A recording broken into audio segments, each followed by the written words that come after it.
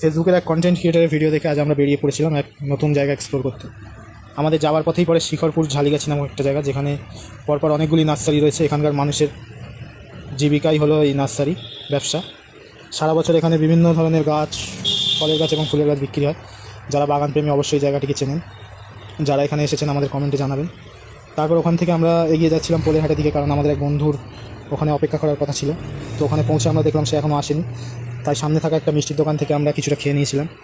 এখানে দইয়ের দাম খুবই কম এবং খুব টেস্ট। আমরা দই নিয়েছিলাম এখানে 160 টাকা কেজি। তারপর অবশেষে মহাশয় আসলো। আসার সাথে সাথে আমরা বেরিয়ে পড়লাম আমাদের গন্তব্যের দিকে। আমাদের গন্তব্য ছিল হারোয়া ITI মোড়। তো যাওয়ার পথে আমরা একটা বাজারের মধ্যে দিয়ে গেছিলাম। বাজারে অনেক সবুজ শাকসবজি এবং ফলের দোকান ছিল। অবশেষে আমরা পৌঁছালাম আমাদের গন্তব্যে হারোয়া ITI মোড়, এবং ওখানে পৌঁছানোর সাথে সাথে দেখলাম রাস্তার দুপাশে বেশ অনেকগুলি দোকান বসেছে এবং বেশ মানুষজন ওখানে ভিড় করে আছে। বলতে গেলে জায়গাটা আমাদের সেভাবে ভালো লাগেনি। আপনারা কে কে এখানে এসেছেন জানাবেন, এবং হারোয়া IIT মোড় আপনাদের কেমন লাগে সেটাও জানাবেন। তারপর ফেরার পথে আমরা ঢুকেছিলাম হারোয়া মাছের কাঁটায়। বিভিন্ন ধরনের মাছ এখানে কেনাবেচা হচ্ছিল, আমরা তা ভিডিও করে নিয়েছিলাম। শেষে ফেরার পথে হোটেল থেকে রাতের খাবারটা খেয়ে আমরা বাড়ি চলে আসলাম। তো বন্ধুরা, আজ এইটুকুই। ভালো থাকবেন, শুভরাত্রি।